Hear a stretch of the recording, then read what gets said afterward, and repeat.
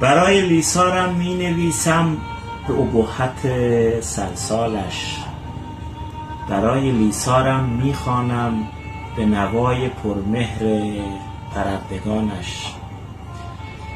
برای لیسارم می نویسم از راه دور، برایش گهگاهی دلتنگ می شوم، آن هم با غرور. برایش می سرایم بار دیگر با سرور، چشم در چشمش می گذارم با غرور.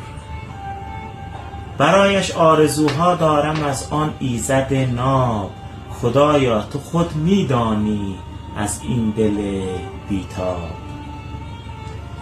لیسار آن سرزمین پر از زیبایی ها، همیشه جاودان مانده در دل تاریخ ها.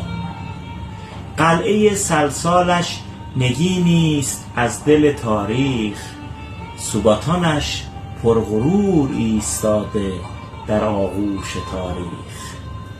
بر لیسار و لیساریانم درود، بر آن مردم نجیب مهربانم درود.